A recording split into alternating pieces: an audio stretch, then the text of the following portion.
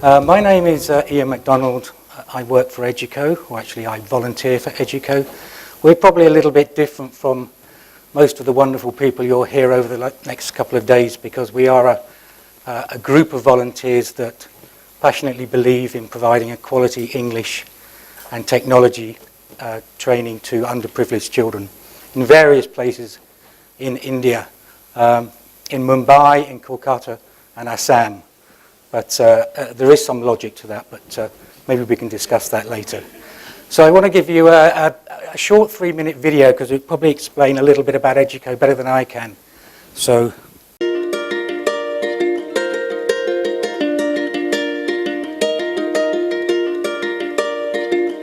Take all of your wasted honor,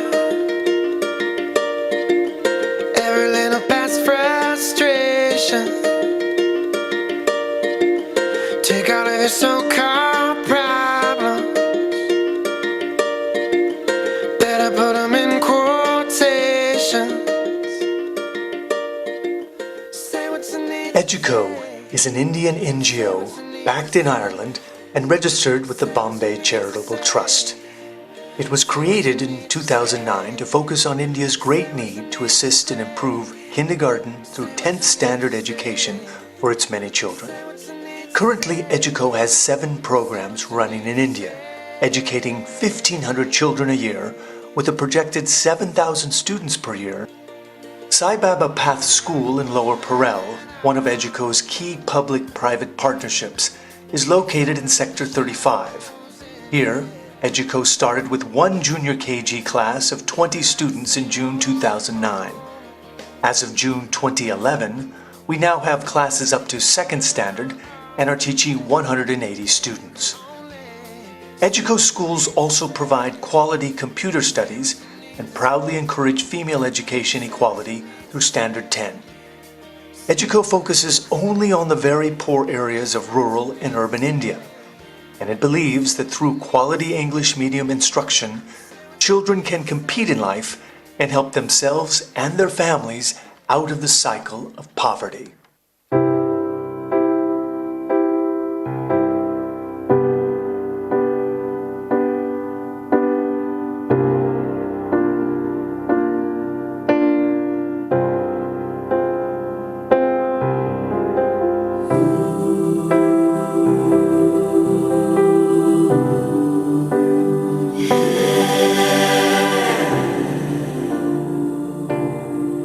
Our key pillars are the Matangan English teaching approach, with our classroom teacher-student ratios of 15:1. Our teachers are traditionally from the local community, and we carefully organize their training and closely collaborate with them on designing their curriculum as well as their assessment tools to ensure the best teaching possible is coming from our classrooms. Educo hopes to let others hear great things about educating children in India for many years to come. Please, help us support our dream. Educo, helping empower children in India through education, 1 grade at a time. Okay, you saw in that video that we do have other projects, as I mentioned earlier, but I want to focus today on one specific project, which is the Sai Baba Path School. You saw that in the video in Lalbaug. And I want to take you back in a little bit of history of Lalbaug. 10 to 15 years ago, there was lots of mills there. The livelihoods were fine. The community had jobs for life. Really overnight, all those mills closed and went elsewhere. And all those jobs were lost. And so all the people that had these wonderful jobs for life had to find something else. And basically they became rickshaw drivers, taxi drivers, sex workers, street cleaners, street traders, left the community. So the situation in Lalbaug was very grim. And it was also, which is called Sector 35, which is the lowest literacy in the whole of Mumbai. So there's a lot of challenges there. Secondly, you'll see the school there. It's a bit of the Sai Baba Path School. It's a bit of a dilapidated picture of 2 years ago. It's changed now. But the capacity of the school was 3,000. Due to the fact that, and it's a municipal school, due to the fact that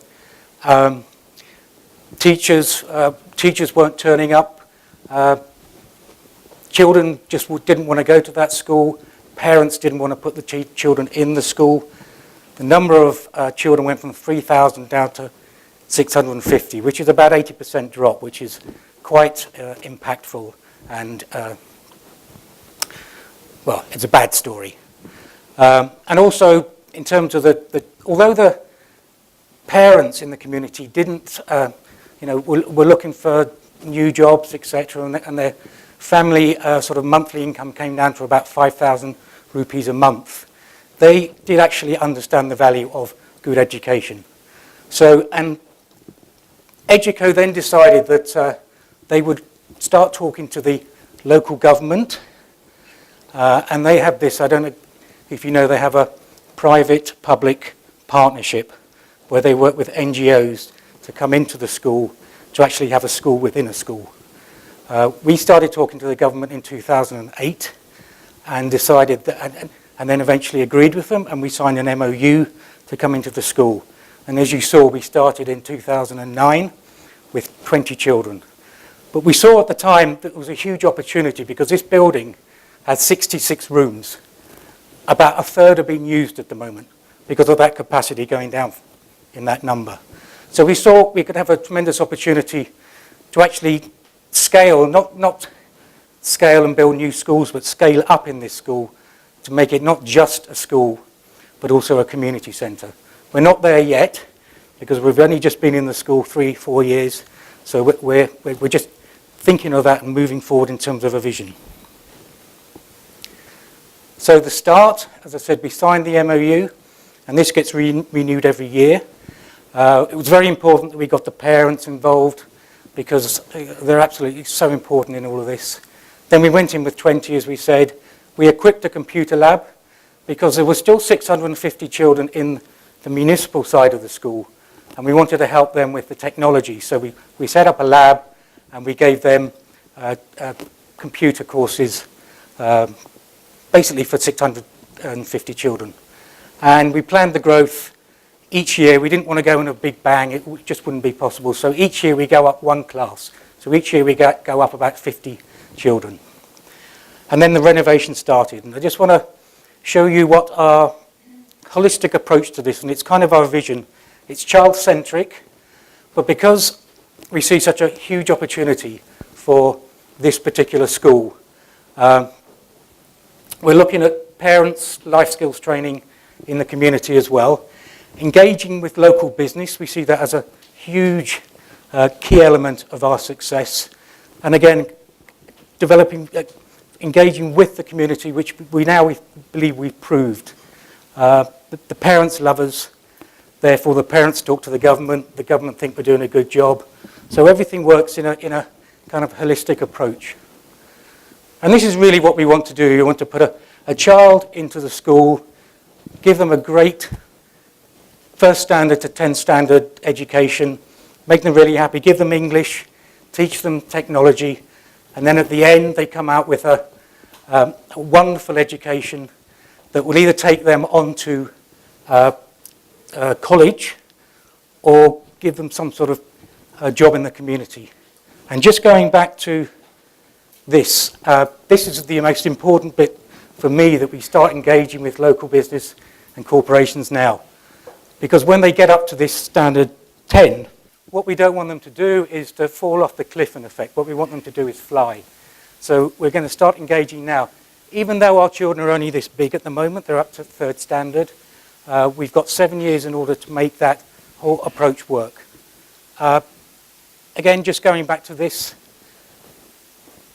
if we're going to compete on an even playing field with a fee-paying school or a best-in-class school in Mumbai, we're going to have to get the parents to be able to talk to the children in English. Because middle class, let's take an example, middle class parent sends their children to a middle class school, go back home, speak English.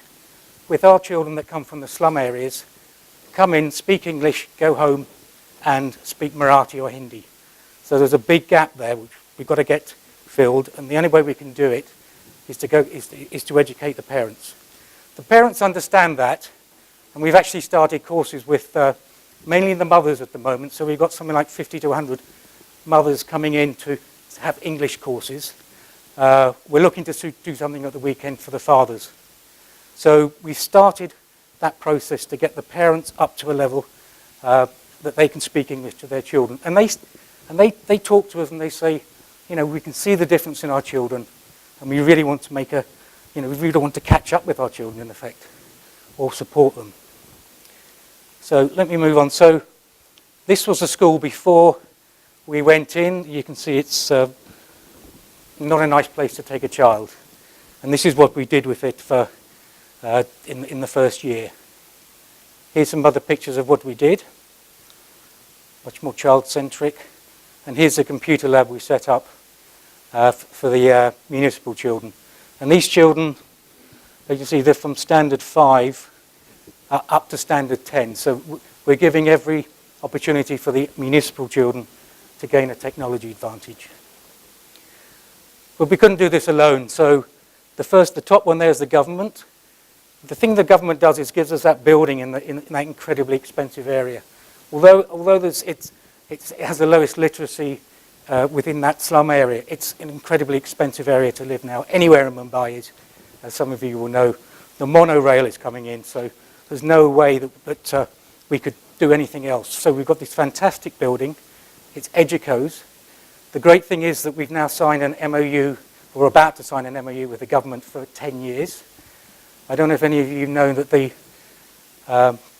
government has said, look, you NGOs, and it's not just Educo, there's Arkansha, there's mcDonald, there's SEMA, who've actually gone in and worked with this public-private program and done a good job. So the government said, okay, you guys have been in for 3 years, you're now in for 10 years, which is great. So we don't have to, as Gitanjali was saying, drink so many cups of coffee in the government buildings. We still have to drink a lot, but at least we know we don't have to do it, you know, to sign an MOU every year. Now we've got a long road to work on. When you think about who your competition is, which might be a question from a donor, we kind of don't really have any competition. But I'd say mcDonald or SEMA or Arkansha might have been competition before we got the school, but now we've got the school, we don't have any competition really. mcDonald have been great because they've been in this game about 10 years, maybe longer. And we send teachers from our local community to get trained by mcDonald, and they give us a lot of mentoring because we didn't know how to handle the government, and they gave us a lot of support in that.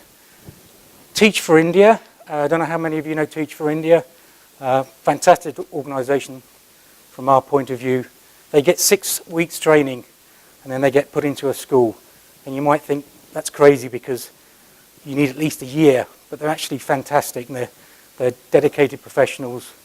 They're cream of the crop because they're chosen from, you know, hundreds of thousands of different people that apply.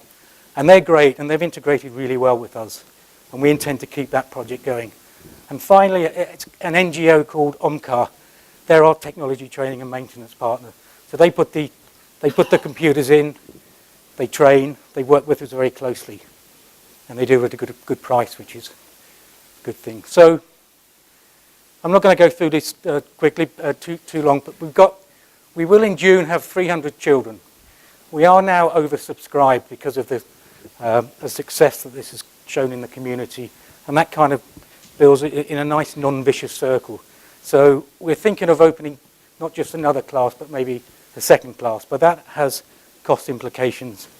So that's just a thought. Computer classes, MCGM is the government, by the way, and we've implemented a best-in-class school development plan, and it's actually an international school development plan, because if we want to be up to that level that these other schools I'm talking about, the fee-paying schools, we're going to have to implement what they implement. And we have a wonderful friend of mine who's been over for 4 months.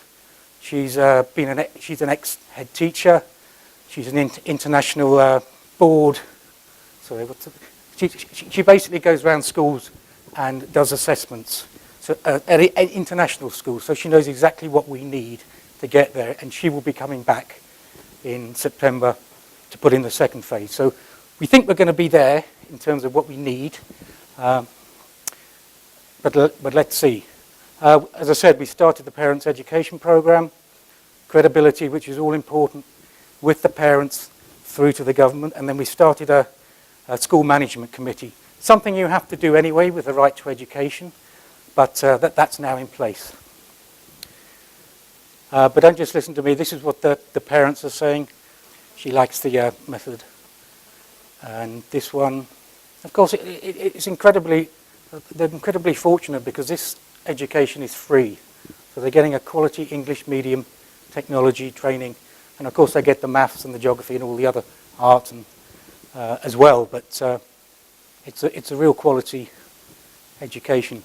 And this is a picture I'm particularly proud of because this was our annual day about 5 weeks ago, and there's over 500 parents there, and each and every child in the school either sang or wrote or read or actually compared this event in English. And I was really proud of them because I was sitting there thinking, my goodness, these kids are from the slums, and not only can they speak English now, but they can speak Hindi and they can speak Marathi. And our Scottish guy can just about speak English. So, you know, it was just very, very inspiring. Okay, next steps for us. This is a very important one I want to talk about in a minute. I said earlier that we're 100% volunteers. That's something that's not really sustainable. I've been here for 3 years now, and I always say I'm going to be here for the rest of my life for the time being. So I've got, you know, and I could just leave and say, look, I've had enough of this, I'm going home. Nobody can say, well, thanks, Steve, off you go. So it's not really sustainable. You guys sitting here that, you know, donate money, you probably say, well, I will give it to somebody else who's got a team of 10, 15, because I know my money will be managed better. So we know we need to get a team in place that's permanent, sustainable for Educo.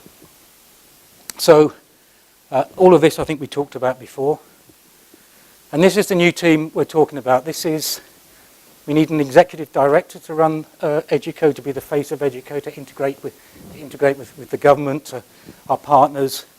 We need someone that head of communications, and that would involve funding, communication, marketing, website, donor relations, and also someone to actually manage all of this. Because at the moment, it's really me and the managing trustee, which, you know, it just doesn't work in the long run as you grow your school. So, as mentioned in the video, we have Educo Ireland. They are 100% volunteer base, and what they do is they have fundraising events in Ireland, and then they send the money to various projects in India. Now we all know Ireland was a Celtic tiger, now it's a bit of a pussycat because of the economy. So the money coming from Ireland, you know, I'm not expecting too much in the next 4 to 5 years. So we need to start finding money in India, and that's why we need to put this team in place. Educo will build that team, and it's basically any NGO in this room will have at least this setup. So it doesn't really work as in the volunteer base going forward, certainly not for the long term. And here's our board of trustees. I mentioned Meenal Srinivasan, who was the inspiration, the driver, and the initial founder trustee for Educo, particularly for this school. She and I work hand in glove really on a daily basis. She wants to stand away from the tactical stuff, daily stuff, and be more strategic, which is why we're putting, you know, one of the other reasons why that team would be a huge benefit. Ratan Kapoor, he's based in Delhi, and he helps us funding, but he's quite distant, so he's a sleeping partner, if you like. And Grattan Boylan, who was the founder of Educo Ireland. Now, he does what he can, but he owns a company and it's struggling in Ireland, so he's focusing at the moment just to keep his head above water so he can spend less time actually helping us on the funding. So just to go back to that, so that's what we need to do. We need to get this new team in place to actually make us sustainable going forward. And here is here's our budget. I wouldn't look too closely at this, I'll come back to that in a minute. But we think we've got a unique opportunity in Lalbagh. We've got this huge building. About 30 of those rooms are being used. There's a huge opportunity to not just be a school, to become a vocational centre. Believe it or not, there is a room with 20 sewing machines in it that have been collecting dust for 10 years. Nobody can get into it because they've lost the key. We can break that down and we can create, evening classes for that. We've got mothers coming in for English already. We can have people from the local community come in, utilise the computers that we use for the children. There's many things we can do at a fairly low cost. And that would be phase one of the vocational centre. Phase two, which was just in our head, would be to make it a health centre, to make it a cinema. There's lots of things you can do. Because we want to try and get Lalbagh back to where it was before the mill shut. Or do our bit to be able to do that. So thank you. Yeah.